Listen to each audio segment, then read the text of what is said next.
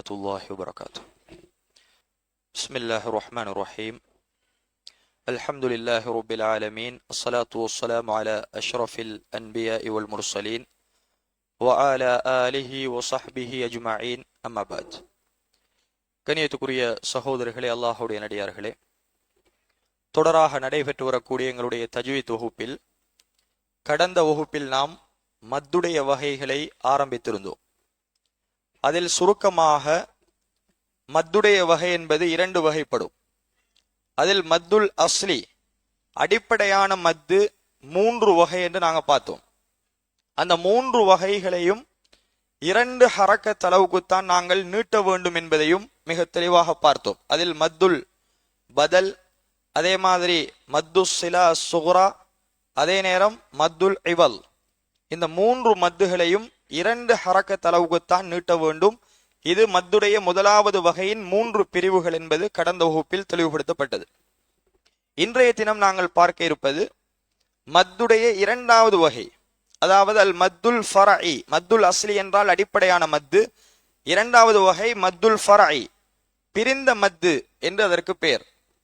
இது கண்ணியத்துக்குரிய சகோதரர்களே, மத்துல் ஃபரஇ என்றால் குர்ஆனில் மத்துடைய எழுத்துக்கு பின்னால் ஹம்சா வந்தாலோ அல்லது சுக்குன் வந்தாலோ அதை மத்துல் ஃபரஇ என்று சொல்வார்கள். பிரிந்த மத்து, மத்துடைய எழுத்துக்கு பின்னால் ஹம்சா அல்லது சுக்குன். அப்ப ஹம்சாவை வைத்தும் சுக்குனை வைத்தும் மத்துல் ஃபரஇ 2ஆக பிரியும். அதில் ஒரு வகைதான் ஹம்ஸின் காரணமாக ஏற்படக்கூடிய மத்து. இன்றைக்கு நாங்க பார்க்க இருக்கிற பாடம் மத்துடைய எழுத்து வாவு அலிஃப் யா, இந்த 3க்கும் பின்னால் ஹம்சா, அதே நேரம் சுக்குன், இது 2ம் வருவதை கொண்டு பல சட்டங்கள் இருக்கிறது. இன்று நாம் பார்க்க இருக்கிற சட்டம், இந்த ஹம்சா மத்துடைய எழுத்துக்கு பின்னால் வந்தால் என்ன சட்டம். 3 சட்டங்கள் பிரதானமாக இருப்பதை நாங்கள் பார்க்கிறோம்.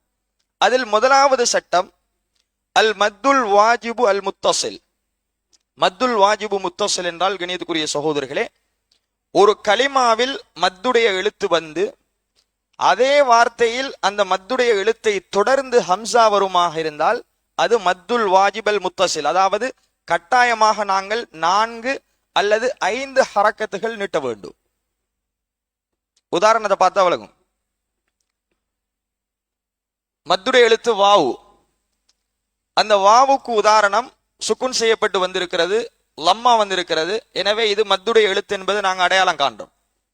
இந்த மத்துடைய எழுத்தை தொடர்ந்து பாருங்க, சூஉல் என்ன வந்தி, ஹம்சா வந்தி.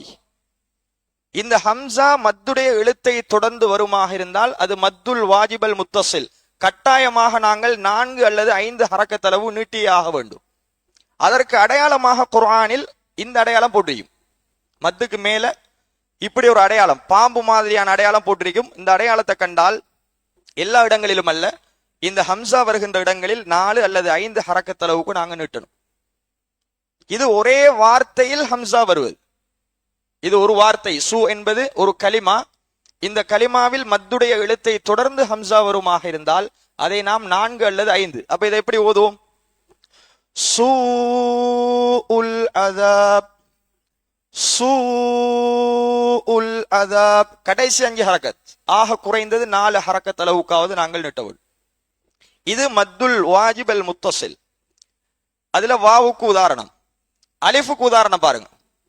வஜாஅ, அலிஃப் வந்திருக்கி, பக்கத்தில் உள்ள எழுத்து ஃபதஹ் பெற்று வந்தால் அது மத்துடைய எழுத்து என்பதற்கு அடையாளம். அதை தொடர்ந்து ஹம்சா வந்திருக்கி.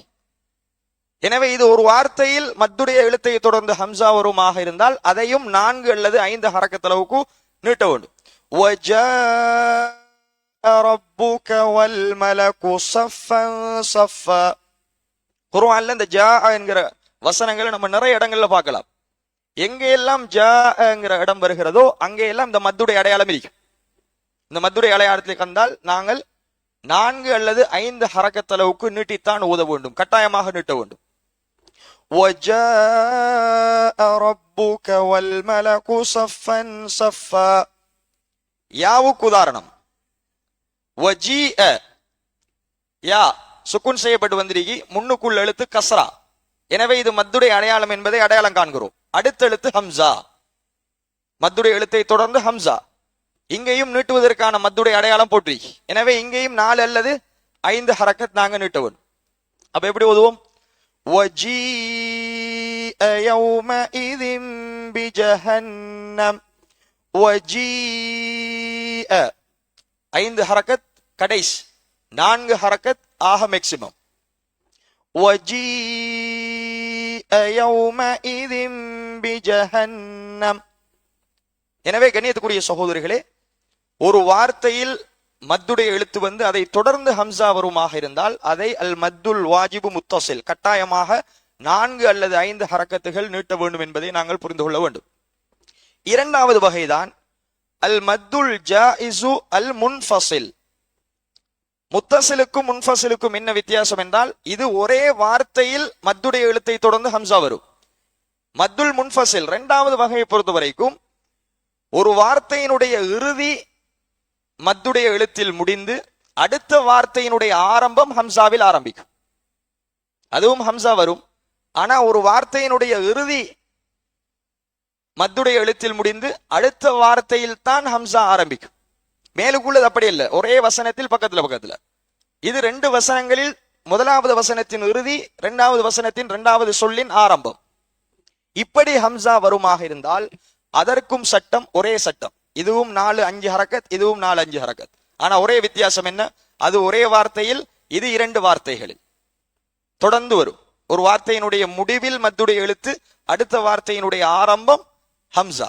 பாருங்க, வாவுக்கு உதாரணம் வமா உமிரு, மத்துடைய எழுத்து.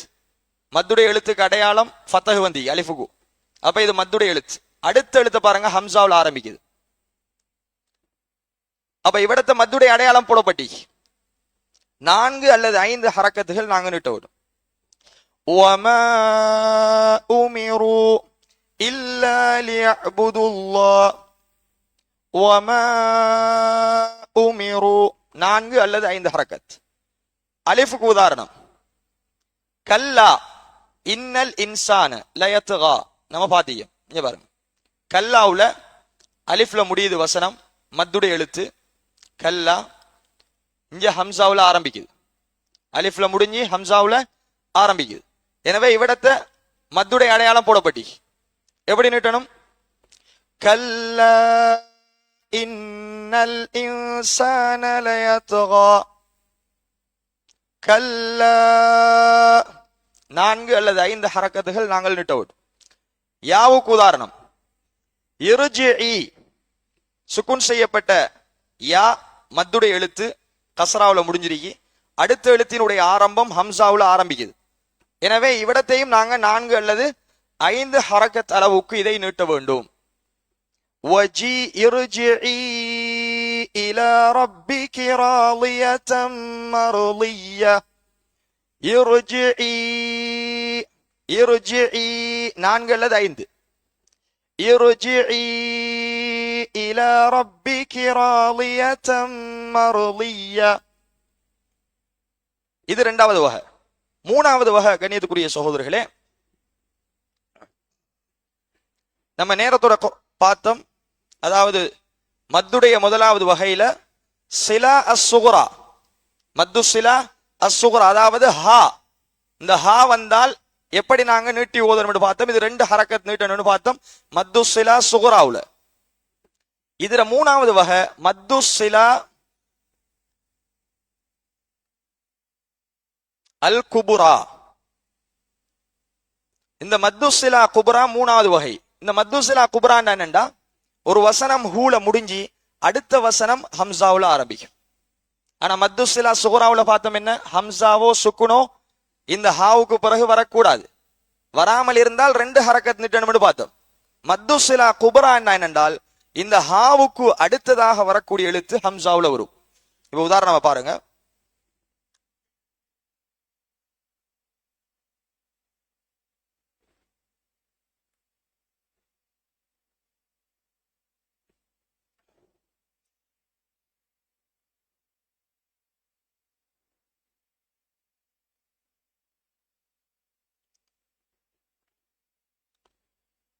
ஹாவுல முடிஞ்சிருக்கு. இது எப்படி இருக்கும் இந்த வசனம்?